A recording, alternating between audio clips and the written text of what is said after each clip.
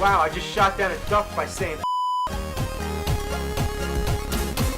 It's like puking on a pile of I wasted all my time on this I want it back. It ruined my life. Man, this game to hell, to oblivion, the damnation of mankind! Yippee-ki-yay, mother.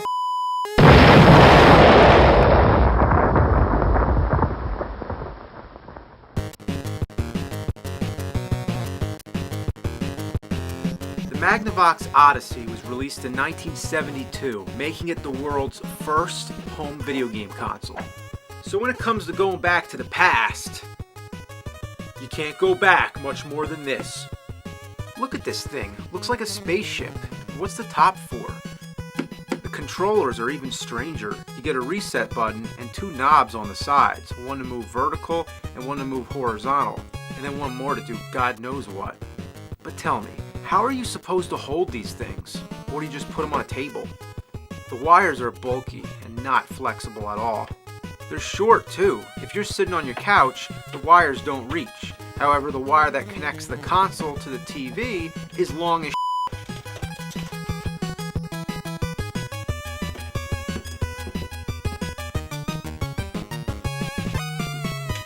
Alright, I guess you're supposed to play with it on your lap or on the floor.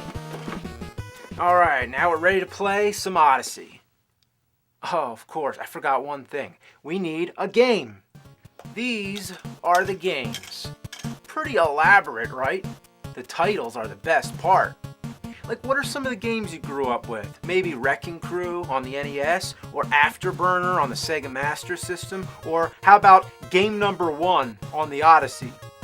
There's no power button. When you put the game in, the console starts up. Pretty efficient, I guess, but half the time it doesn't work. You've got to keep around till the picture comes in. And after that, what do you get? Just a dot or a dash, whatever the you want to call it. The only thing we need now is someone to play with. Sorry, but these are two-player games, so I really don't have much of a choice. Alright, come on out.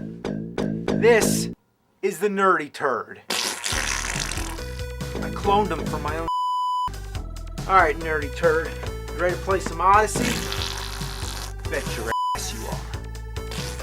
Alright, where you at? Oh, there you are. Whoa, oh, there you are. Oh.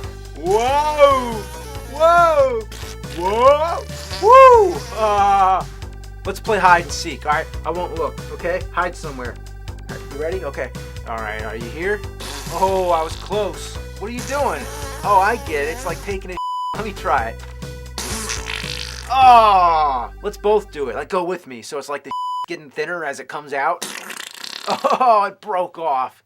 Let's make a popsicle. Yeah, it's a popsicle. You're ripping me. You're ripping me. Let's just go all over. Woo, woo. Man, people in 1972 must have been bored out of their minds. You really got to use your imagination because the Odyssey doesn't have sound. And when you think about it, it doesn't have graphics either. Yeah, check out all the stuff that comes with the system. You have chips, cards, dice, a scoreboard, and most important, the overlays. This is the substitute for graphics. They come in two different sizes depending which kind of screen you have. The games themselves are all the same thing, just two dots on the screen, but they're all programmed slightly different. The instruction manual is absolutely imperative because without it, you wouldn't know the right combination, which game and which overlay. Let's try some tennis. You just stick this son of a on the screen here and you're all set. Now isn't that exciting? Yeah, you just gotta make all your own sound effects. You can cheat too. If you turn this little knob here, you can steer the ball. Yeah, that's not fair, is it? We're playing dirty now, mother.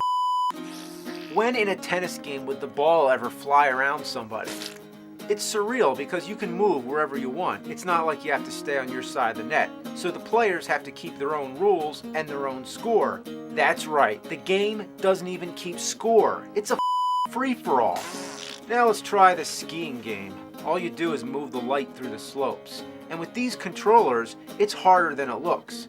The only goal is to stay in the lines and see how fast you can get to the end. It's up to the other player to keep time. Now that is what you call a desperate attempt at a video game. Now we have Simon Says. You just do what the card says and see who gets there first. Simon says go to the wrist. Simon says go to the pet's ear. Now this is some A-class entertainment. Look, it's the dog's tongue. Oh look, he's got a nuclear. She's giving birth to a solar baby. Here it comes. It's time for football. And all I can say about this one is that for the first football game on a home video game console, it's horrible. There's a board, a football marker, and pages of instructions to explain it all. You gotta do all kinds of math, calculate the wind and so the hell with that. Hockey, this one's more fun. You just try to drive the puck into the opponent's net. If you keep tapping the reset button, you can change direction. Anything goes in this game. Gotta keep it away from the net, keep it away from the... you This one's called Anal Logic. Yeah, that sounds fun. It's like the logic of your...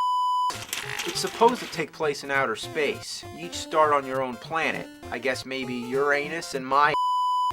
The idea is to get to the other player's planet by following a pattern of numbers. You figure out the patterns by adding the numbers of the last player's move into some math equation. It might sound like a complete waste of time, but that's because it is. Cat and mouse. In this game, one player's the cat and the other player's the mouse. The cat tries to catch the mouse and the mouse tries to get to the hole. The blue squares are supposed to be furniture, so you have to go around. But there's nothing preventing you from passing through, so naturally both players are going to end up cheating. Besides, why can't the furniture look like furniture and the hole look like a hole? Instead, they're visual representations of what they may have looked like if this game had graphics. But it's an overlay. Draw some furniture. Next is Haunted House, the first horror game. You're a detective going around picking up clues. The second player draws the cards telling you what clue to get. Also, the second player's hiding as the ghost. Oh, there you are. No matter how many times I've read the instructions, I just don't get it.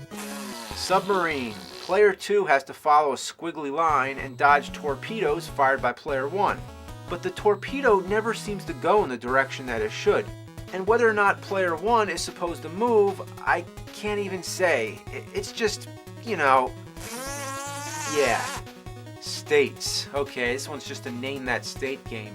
You draw a card, you move the cursor on the state. But what about the little states? How are you supposed to point at them? I guess you could just point with your finger. This doesn't need to be a video game in any way. I also love how the instructions tells you that Alaska and Hawaii aren't really down there. Hey nerdy turd, did you know that Hawaii isn't really south of Texas? Last game, roulette. For this one, you get out the roulette board, you get out the chips, and you play roulette. The wheel is the overlay. Whoever spins the wheel just closes their eyes, moves the cursor all over the place, and then you just look where it landed. If it goes off the wheel, which it does often, you line it up to the nearest number. But most of the time it goes off the screen, so you're never sure where it landed. If you want to play roulette without blowing money on the casinos, then get yourself a roulette mat and a wheel. A wheel and a ball is all you need, not a sheet of plastic with a glowing square on your TV screen. In conclusion, it just... yeah, you said it. Primitive isn't even the word. It barely qualifies as a video game. Master Shake would say, it's like if I want to play Tetris, I draw it on a flip book and animate it. You might as well be playing with rocks. But to be fair, the Odyssey lived up to its name, an Odyssey being a long and eventful journey. It truly was. For the first video game console, we went skiing, played tennis, went around the world, went to the casinos, went to outer space, submarines, cats and mice, and a haunted house. But there's one thing that makes it badass. Check this out. This is the Odyssey gun. But let's talk about guns. You're all familiar with the Nintendo Zapper, right? Originally it was gray, but later they changed it to orange. It's pretty clear that video game and toy manufacturers have become more sensitive. They don't want to give kids something that looks like a gun.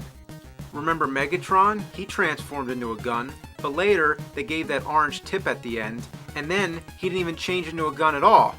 So now, let's see what the Odyssey gun looks like.